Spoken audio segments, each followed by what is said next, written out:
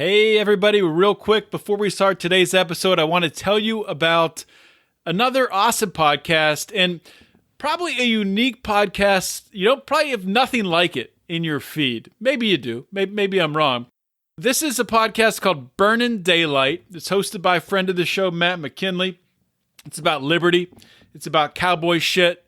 It's about inappropriate jokes, which I could say the kind of joke, but today's episode of Finding Freedom, I want to keep the explicit label off of it, so I'll let you imagine what kind of jokes I'm talking about. But it's entertainment, and it's a podcast for the working cowboy and for those who want to know more about what it's like to be a cowboy. And quite honestly, who in their right mind does not want to know more about what it's like to be a cowboy? I know I do. Check this podcast out, Burnin Daylight. You will not regret it. We are born free, and we will die free. The time in between, though, that's complicated. In that time, governments, institutions, and our egos will limit our ability to find true freedom in this life. These are real stories of real people overcoming the odds, persevering in justice, and unlocking their potential. Welcome to Finding Freedom. Here's your host, John Odermatt. All right, yeah, we are live now. Live here with Nickolas Wildstar and streaming live in the Lions of Liberty Pride. So our on the public feed, you're hearing this on a Thursday. If you were one of our Patreon supporters in our Pride, you could have caught this on Tuesday afternoon. So for those of you who don't know Nickolas, aren't familiar with him, or familiar, more importantly, with what's going on with him right now, Nick, I guess, can you start off just by sort of introducing yourself and talking about, I guess, giving your Liberty street cred? What are some of the things that you're known for?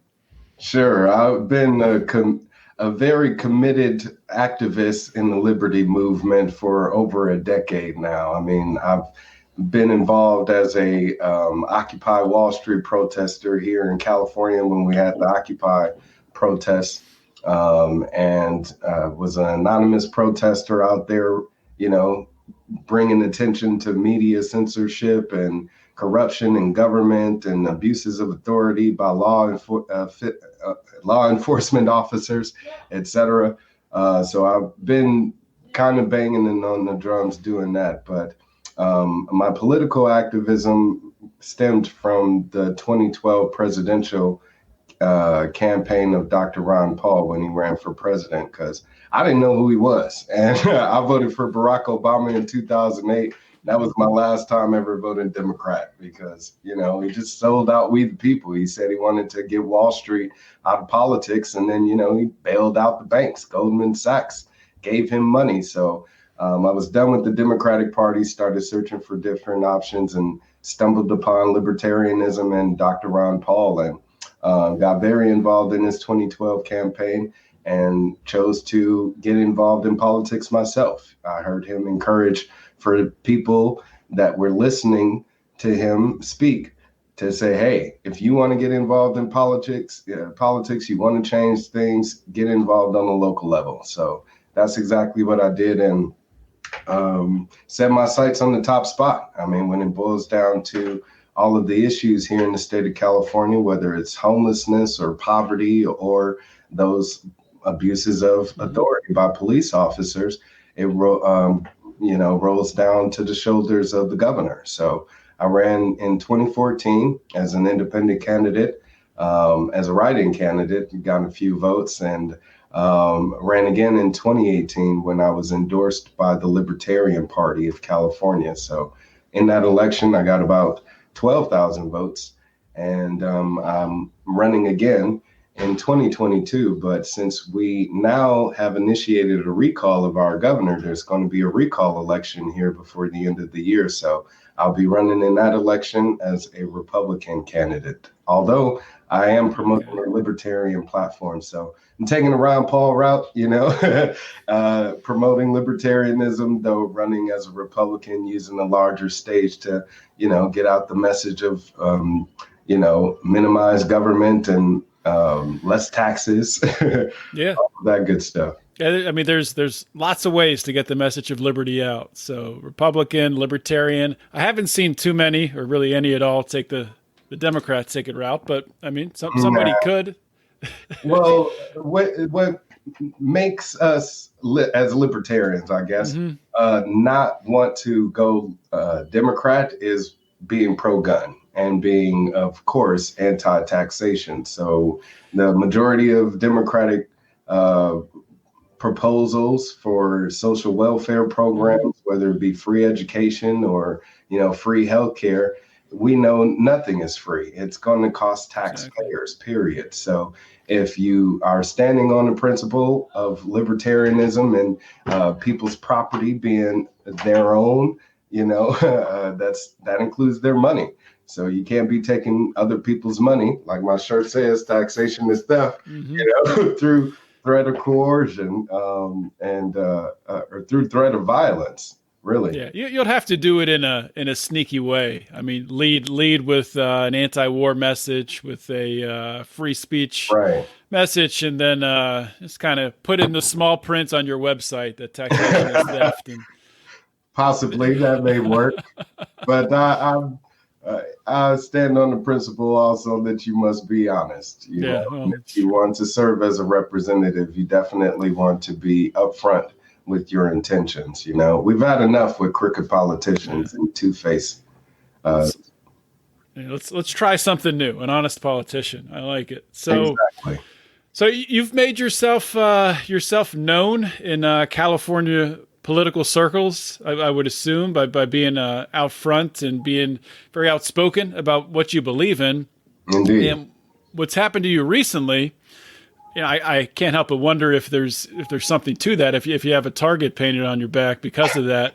But if you could just kind of take people through exactly what happened. I know that you've been convicted of 6 charges of contempt of court for recording a traffic hearing. Is that what it was? Yes. In September of 2018, I had 2 traffic cases that I appeared on behalf of in court. And when I did so, I recorded it using my cell phone. So when I spoke to the judge, I was standing at the podium, holding my cell phone the entire time. And the judges in both cases dismissed the traffic cases.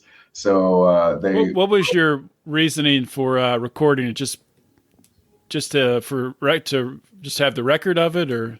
Absolutely, and of course to make sure that they're upholding the law. I mean, that's their job, and they swear on upholding the United States Constitution. They take that oath, but rarely do we often see them follow through on that. And that's exactly what I was doing, was mainly because of that. I've had tons of instances before. If you look on my YouTube channel, that's what happened. Is I have a popular YouTube channel with nearly 30,000 subscribers and over 6 million views, because I've had videos go viral over recording my interactions with police officers. I ran into a few First Amendment auditors here in the state of California that were recording, traffic stops and DUI checkpoints and that sort of thing. And they also record police officers when you get pulled over. And I started doing that myself, record everything and putting those videos on my YouTube channel. So I gained a lot of attention in Orange County for doing that, since the majority of my stops came from that. And I know for sure they knew who I was because of that. But when this traffic case happened, I again was just recording simply to make sure the integrity of the court stays intact. Not to mention I have the constitutional right to do so. And I was being told by the bailiff really to stop recording. And then the judge chimed in, and that's exactly what I was letting them know. The right to freedom of press is protected by the First Amendment. The Sixth Amendment says we have a right to a free and public trial. Mm-hmm. So, and of course, the Ninth Amendment.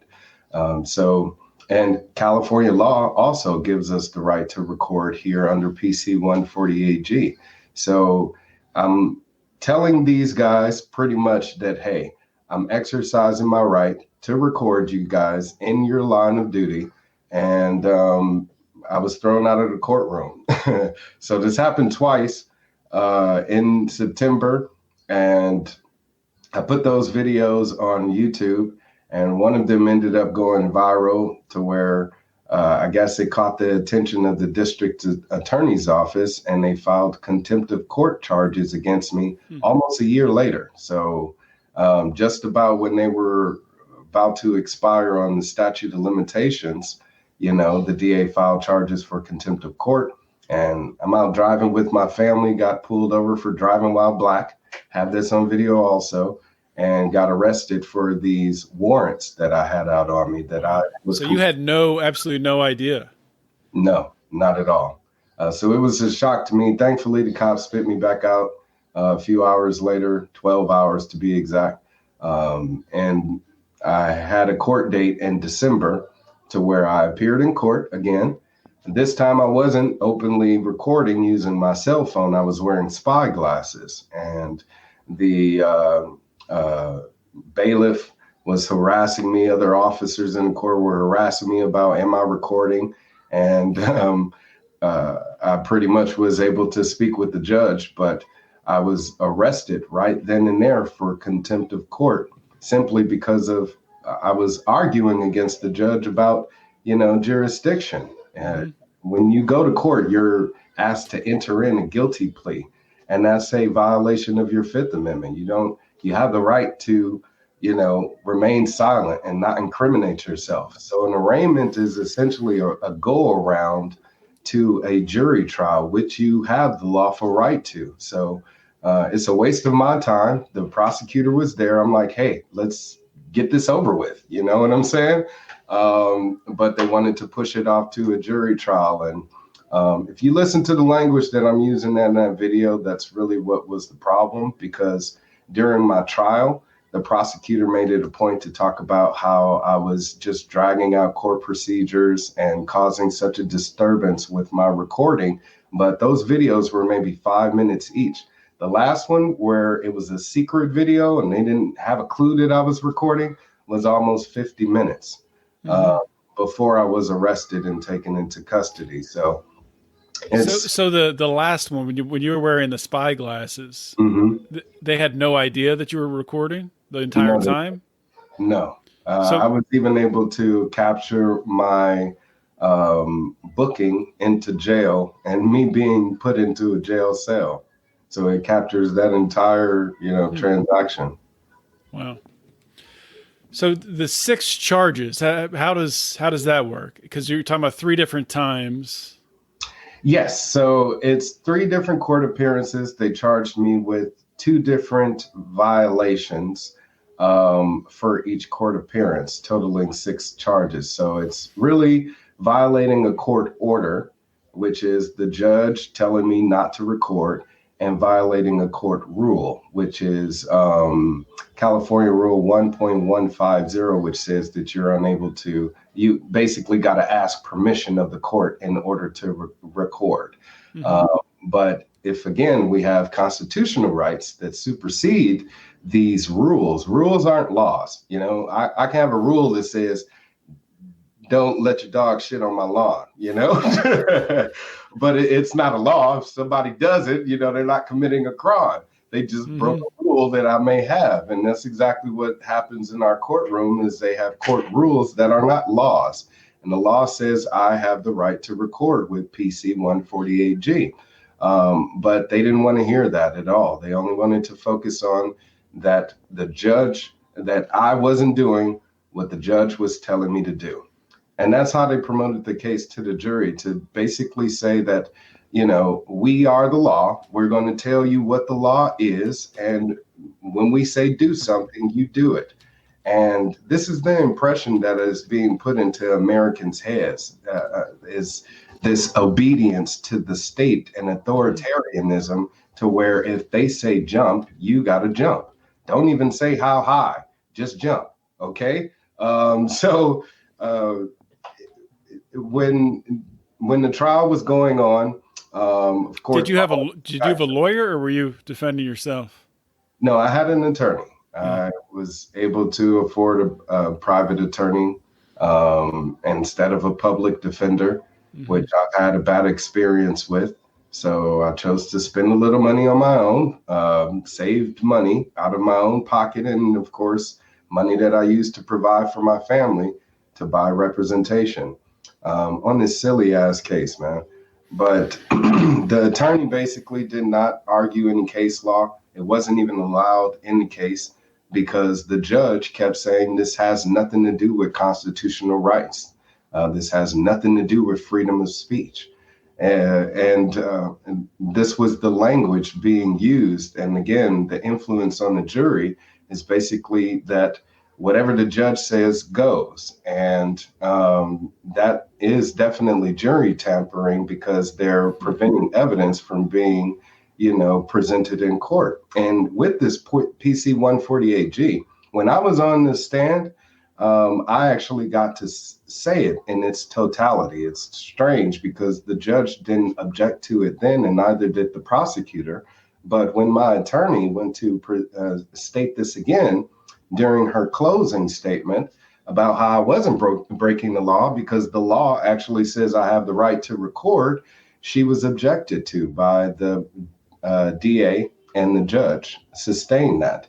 So they completely suppressed the presentation of this information and again was basically telling them this had nothing to do with the Constitution. That's crazy. So when you're at the trial, it goes to the jury's going to decide. How long did they take to deliberate? About 4 hours. Yeah. I would say because things wrapped up maybe early afternoon, 11 o'clock with the case itself that Friday. And, court closes at 4:30. They came in around 4 with their decision. So it's awful that they were so quick to deliberate on my guilt. Beside all of the facts that were presented in the case, and besides, of course, the obvious fact that, you basically have some abuse of authority by judicial officials who wanted to make an example out of me by saying, you must do what we say, even if you do have the lawful right to exercise that right. I was found guilty on all 6 charges unanimously. Not one juror objected. And this is in Orange County where it's predominantly white. The Black population is less than 2%. There's millions of people that live there. I believe about 4 or 5 million people. So none of the jurors, of course, look like me and probably had this impression of me as soon as they came in the courtroom that I was guilty just based on how I look and the fact that I'm in court, I'm on this side of the table, I must have done something wrong. And if that's people's interpretation and they're already biased, and unfortunately that worked against me in this case. So when the jury came back, were you, after it only took them a few hours, were you expecting to be found guilty, or were you surprised by the outcome after the trial and everything? I was very surprised. I actually was very hopeful that they would have, seen everything and basically saw that I was acting within my rights. I mean, the prosecutor tried to make it seem like I was some belligerent guy acting crazy in court, yelling, screaming, obscenities, which is not the case. You've watched the videos. I was smiling. I was extremely respectful. And I was passionate in what I was saying to the judicial officials, which is basically I'm going to stand on my right to exercise, the right to record you guys. And it's sad that, again, that they quickly convicted me. I was told that usually when a jury deliberates so quickly, that means they're going to go in your favor. And I mean, even just hearing the witness testimony from the prosecutor, the police officers that were up there, the first officer, they presented a picture that he took using his cell phone. So he got to break the rules, the same court rules, just to supposedly collect evidence of a crime that's being committed. But there was no crime. In order for there to be a crime, there has to be a victim. No victim, no crime. And no victim, no crime, no need to do the time. And in this case, there is no victim other than the court and this judicial official saying, basically that I didn't abide by his order, his demands. And they're obviously breaking their own rules. And with the level of corruption that was just blatantly displayed during my trial, I just thought they would have seen through that. So it was extremely heartbreaking. And then now having to basically sit on pins and needles until my sentencing day, which is Friday, March 12th. So I got another week or so, before I end up finding out my fate. And the maximum penalty is about a year each per charge. So if they decide to push for the maximum penalty, which is 6 years, then it's a possibility I would be faced with that outcome. And the district attorney's office definitely doesn't like me. They're following me in every way, shape, or form. I actually just got contacted by my attorney because they saw a tweet that I put out that was a picture of the jury. I mean, the courtroom. I'm in the picture, so I didn't take the picture, but they didn't like the fact that this picture was now tweeted. Now, nothing's wrong with it. A court case is public. They even broadcasted it live on YouTube, my own damn trial. So they put me on trial for recording in court while they're recording it. That's crazy. Yeah. And before this whole COVID crisis, I've been on trial before, and I've had jury trials, and I've packed the court with other people of the public that were sitting there and, were able to see everything going on. So nothing that happens in our courtrooms should be private. That should be an extreme red flag to every American that something's going on here, because what happens in our courtroom is supposed to determine, the laws in our country. And if there's being obstruction of law happening in our same courtrooms, them abusing their authority, them acting under the color of law to go around and circumvent our freedoms, then we have no more checks and balances. That's the last straw for us. If we can't go to the courts, look at what happened with Donald Trump. It boiled down to this impeachment hearing. And if we can't rely on our judicial process, our criminal justice system, then what do we have? Yeah. So I don't know if if your lawyer is familiar with any precedent for anything similar that's happened in, I guess it would have to be in California. Not necessarily. Are you expecting, what are you expecting to be sentenced with? Do you have an expectation, or are you kind of just going in, you don't know what to expect? Yeah, pretty much. Like I said, at this point, I don't put it past them that they will do their best to make an example out of me. And, they're accustomed to exercising draconian measures, and what I'm doing is basically asking everyone out there to put pressure on the judge, on the district attorney, to have them be lenient, to have them, drop the charges pretty much, because the judge can vacate the jury's decision. The judge can overrule sentencing.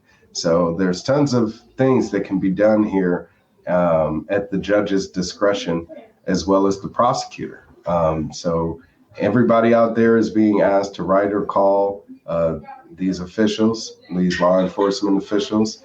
I'm also coordinating a rally to protest my sentencing Friday, March 12th. So I'm asking anybody that wants to stand up and fight against, corruption in government and for criminal justice reform, especially, to stand with me on Friday, March 12th. Come on out and let's make some noise outside of the courthouse before I go in there. And my wife right now, she put together a GoFundMe because I am planning on filing an appeal. And I would love to take this as high as it needs to go in order to be vindicated. So if I got to take this all the way to the Supreme Court of California or higher, I'll do so. But I would love to have legal representation, which is going to cost, of course. So I have a GoFundMe right now to fundraise, money so I can take care of that.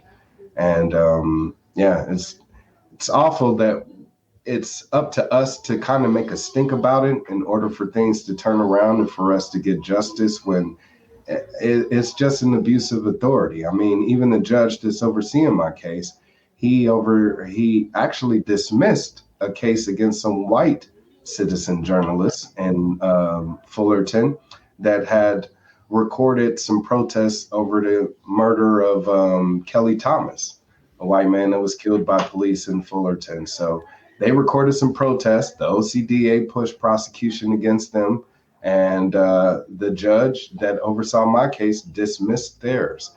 Why is he not dismissing mine? So we have to fight for this. Right. And it's obvious at this point that they're prejudiced, they're biased in their action towards me, whether it be me being a black man, whether it be me running as a political candidate, whether it be being a loudmouth, whatever the case may be, a rebel. They're doing their best to, again, make an example out of me. So it's up to we, the people, to make us think about it, make some noise, bring some attention to what's going on, share what's going on with my story at #FreeWildstar. I got all the videos on my website, governorwildstar.com/FreeWildstar. So check it out, and please just spread the word about what's going on.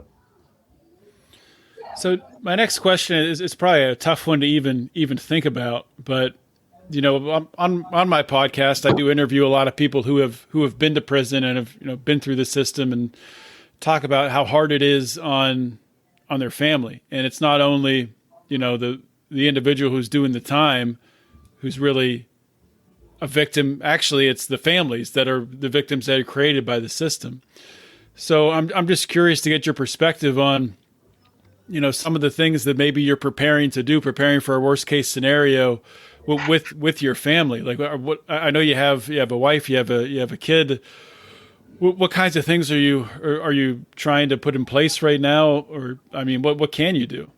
Exactly. I'm not able to do much. I mean, that's the reality my wife and I are facing, and it's been difficult for us. I mean, she's been emotional about it more than I have, and, have shed tears.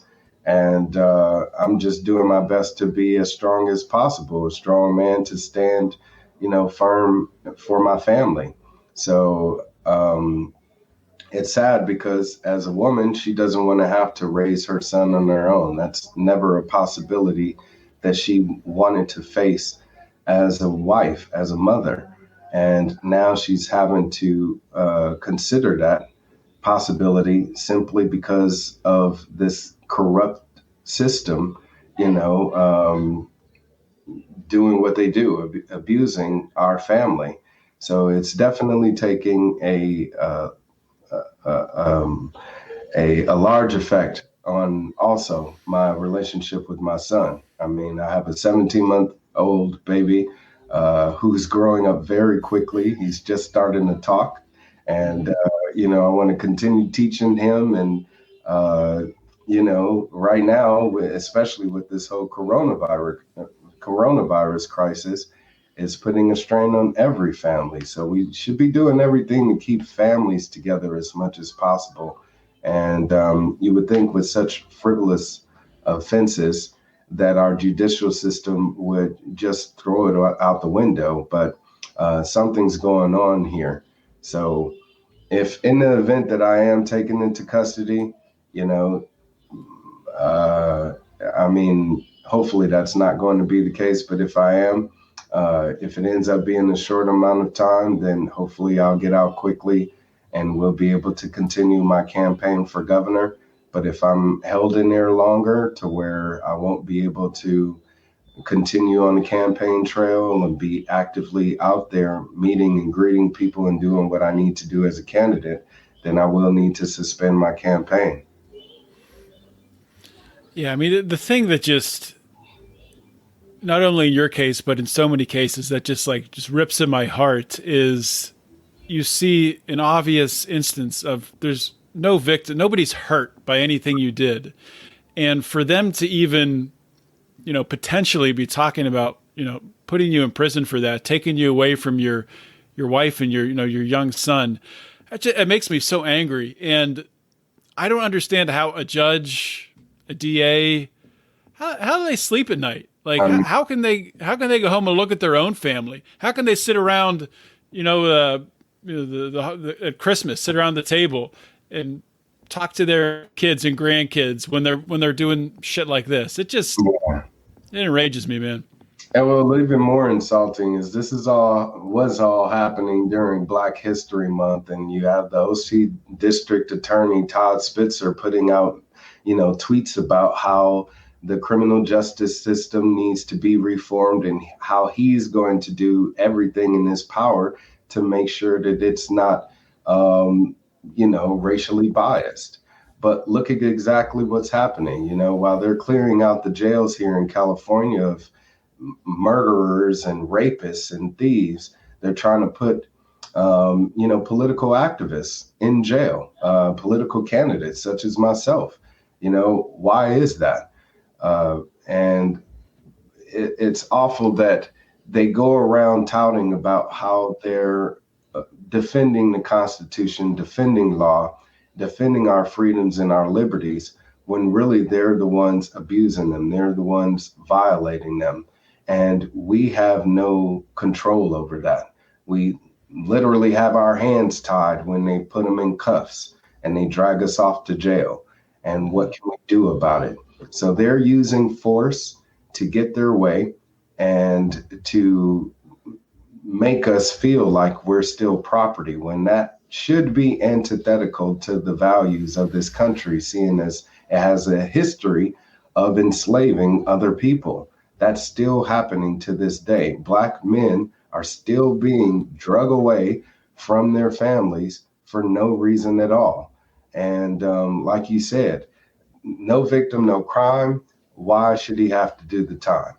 And in this case, it's such a waste of resources because I'm having to come from Fresno to Fullerton simply to deal with this. So I'm losing money, personal expenses, but then taxpayers, we're still taxpayers. So as taxpayers, we're having to fund this criminal, trial, which is not criminal at all, right. And put people's lives at risk. You have the jurors, who had to put their lives on hold also during a pandemic, risk having to, possibly be infected with the coronavirus simply to deal with this case. And clerk officials in the courthouse and the district attorney and everyone else, like I said, instead of them using those resources to focus on violent criminals, they're instead focusing on nonviolent crimes and prosecuting those during a time when we definitely are faced with a bigger threat. That reminds me of something I wanted to ask you. I assume that everyone in the courtroom, the jury, the judge, your attorney, yourself, the prosecutor, were all wearing face masks. Yes, we were all forced to muzzle ourselves. So listen to this. I mean, that in itself, I think that's an injustice. How? Because, if you can't see someone's facial reactions, be it your attorney, giving their opening, closing statement, whatever, yourself, the jury looking at you and being able to assess your facial reactions, you can't see that. How can you have a trial? You're having a trial just with everybody faceless. It's insane. funniest things my attorney pointed out was, they asked the witnesses, can you point out Mr. Wildstar? And they pointed at me, and described to me as, the guy wearing the recall Gavin Newsom mask. And in the videos, I look completely different. I have long dreadlocks, to go past my shoulders, and you can see my face clearly. Meanwhile, I'm sitting there looking like this with half of my face covered. How do they even know that's me? So they aren't even able to confirm my identity other than just saying, yeah, that's him, So it's sad. But yeah, even with the courthouse themselves, they were being pushy, being, dicks about it. And I came in there actually with a face shield, and they said, you can't come in here with the face shield. You got to wear the face, mask. And I said, well, it says face covering outside, and according to Newsom's mandates on, masks or whatever, face coverings, it's face coverings. You have people that walk into stores with their arm over their shoulder, or they pull up their shirt over their noses, and they say that is okay. But I can't wear this face shield. But yeah, he was saying you must wear a face mask and wear both.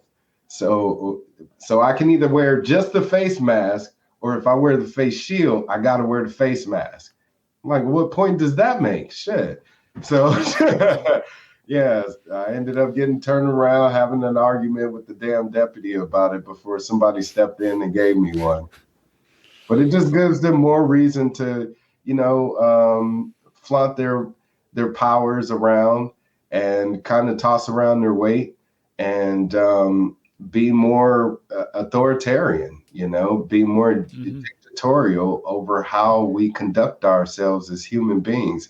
And that should not be the role of government. I mean, if you are okay with that, then you pretty much are embracing the fact that you are okay with statism. Yeah, I agree with you there, man. So let's take the last, few minutes here and shift gears, talk about some other things. I know that you've been very involved in the Recall Gavin Newsom campaign. Can you Yes. talk about that a little bit, where it stands? How close is this to actually happening? I mean, do you think it could actually happen? Oh, yeah, it's happening. I mean, at this point, we have more than enough signatures to recall or get the recall election going. So the recall process happens two ways. For those that don't know, first, we must collect enough signatures through petitioning to have a recall election.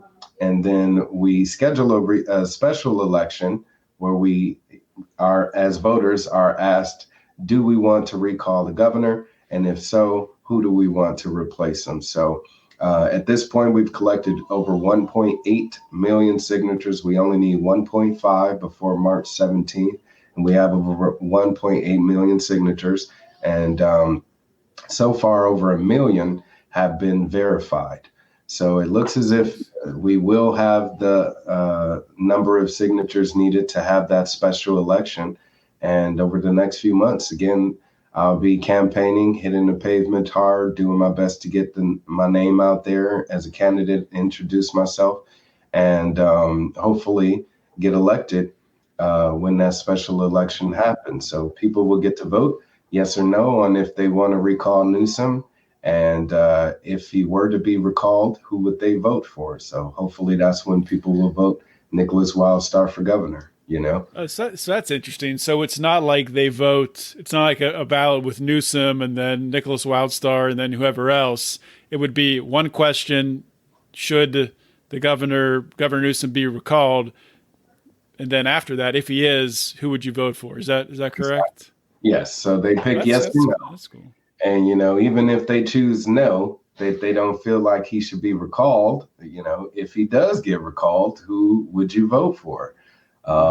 And again, hopefully people will choose me. So how hard is it to get to be included in those candidates on a recall ballot like that? Just as it would during the gubernatorial election. The one thing about recall elections is they have a lot of attention. So it kind of turns into a circus where you get a lot of people falling out of the woodworks running for governor. So we've already had billionaires, tech billionaires offer to run for governor and then retract that offer. You got rhinos and, establishment politicians that are already throwing their name in the hat. So it's building as far as the attention and people wanting to claim the spot over Newsom. And the Democratic Party, they're going to pour all the money in the world into making sure that Newsom is reelected. So expect that to happen over the next few months. But on the flip side of that, we do have a revolution happening here in California. The people here are fed up, which is why the recall has even happened. And we're looking for better representation. We're sick of the same old, and these politicians reflect that. We want new leadership. I'm one of the people that is demanding that, and I'm the only candidate that seems to be representing that breath of fresh air that people are looking for. So that's what I'm going to continue to do. I mean, even with the recall process, I was out there collecting signatures for the petition and got to speak with thousands of voters, and meet them face to face, give them my card, answer their questions, and build a relationship with them to where now I've already now gained favor in their eyes because I'm out there. I've met tons of people that said simply, I'm going to vote for you because you're out here. And, I haven't seen any other candidate out here doing what you're doing. So I'm hoping that sentiment, bleeds over to every other voter in the state of California.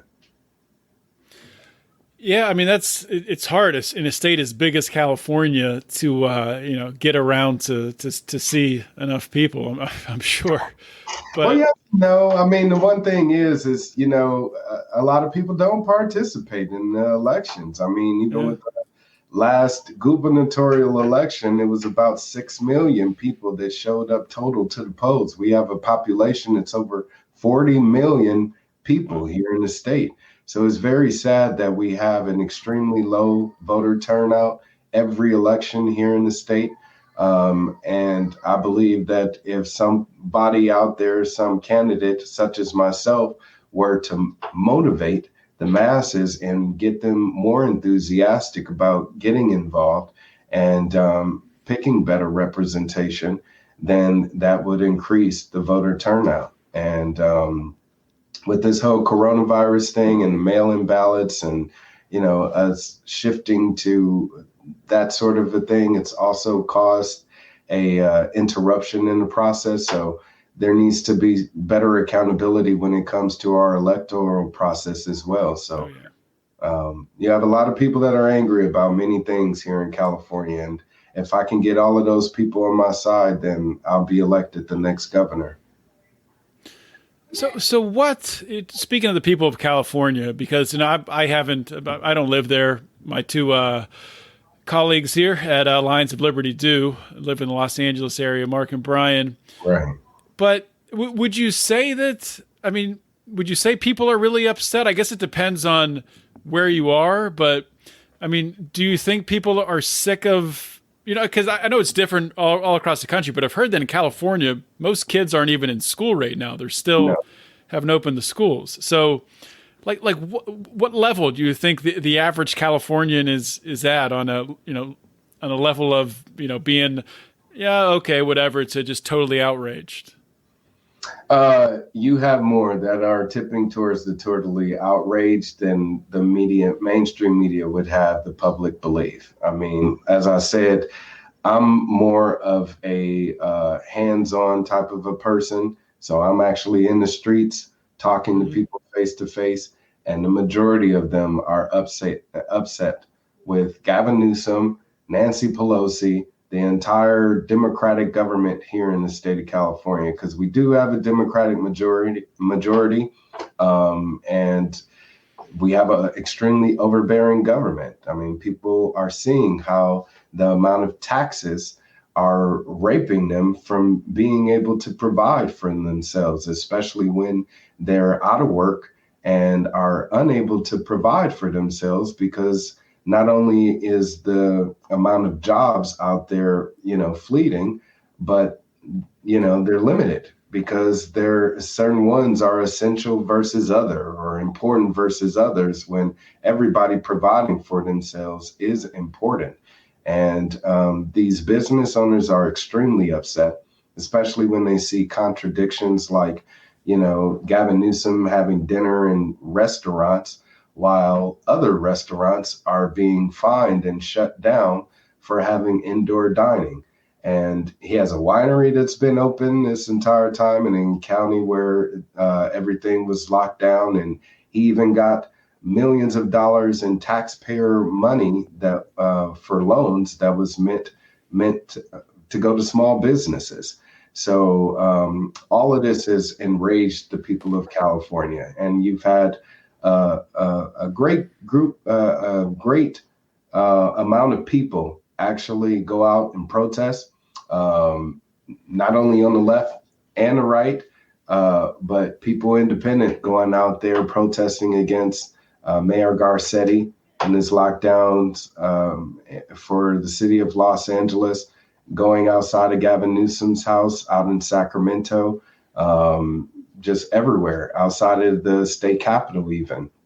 So we've been protesting, we've been rallying, we'll continue to do so. And hopefully come this recall election, we'll be able to get him out of office and get me in there.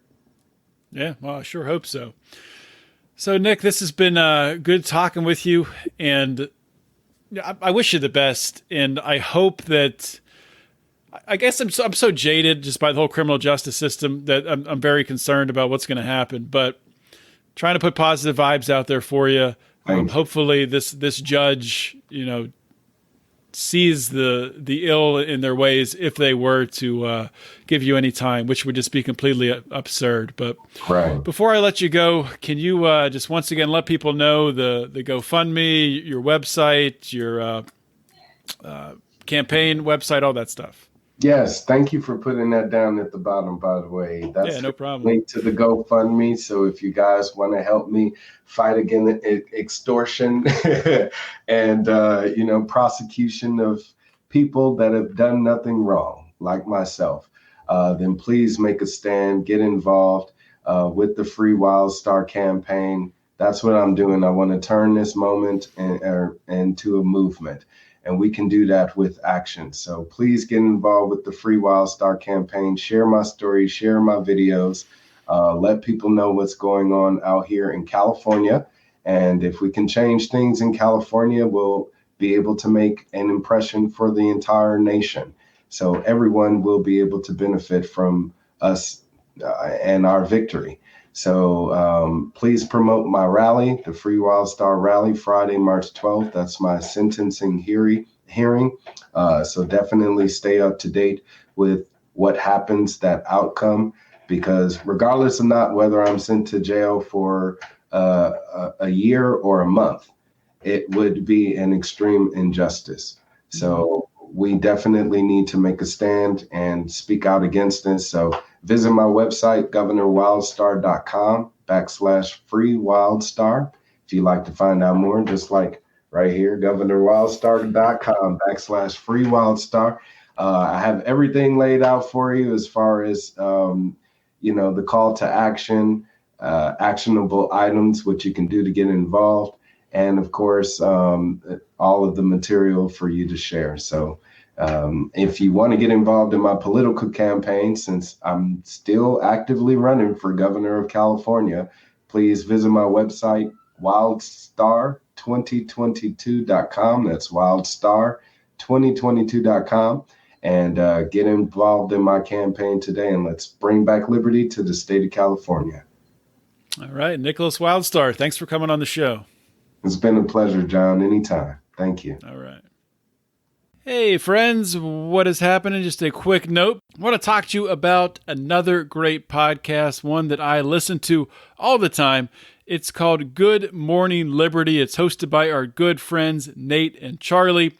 These are two guys that, I'll tell you what, they do a great job of sorting through the news and pulling out the most important stuff. They're two guys that they actually work together, and they have a healthcare IT consulting company. So really cool, interesting background for a lot of the things that we're going through today with the pandemic and everything else. But also importantly, I think that they really bring a great way of taking complicated ideas and condensing them down so you can easily communicate them to your friends and persuade them to actually agree with you on some topics. So I really want to encourage you, if you haven't done this yet, go give Good Morning Liberty a listen. Check out Nate and Charlie and tell them that I sent you to listen to Good Morning Liberty. Check it out. Hope you all enjoyed that interview on Finding Freedom. Another awesome guest. And hopefully you guys also have subscribed to the Lions of Liberty podcast, and you're getting all three of our unique shows in your little listening device delivered to your ears. If you haven't, please do that. Just go to your app, you know how to do it, and subscribe. You can also leave us a 5-star review and a nice comment. We would prefer if you did it on Apple Podcasts, but anywhere you can on the internet, please leave us a positive comment. Also, the 3 shows that we have, Monday's show with Mark Claire, our flagship program, our longest running program, and on Wednesday, Electric Liberty Land with Brian McWilliams. Those guys have been killing it, and I am so excited about the direction of Lions of Liberty. We're seeing some awesome numbers right now, and we're going to continue to grow, so it's great stuff. If you want to support us, we would love that too. Please go to patreon.com/Lions of Liberty. You can support us for as little as a couple bucks, or if you get in at a higher level, you get merchandise and access to us, and all the way up to you can advertise on the show or get to even produce a show. So check it all out, patreon.com/Lions of Liberty.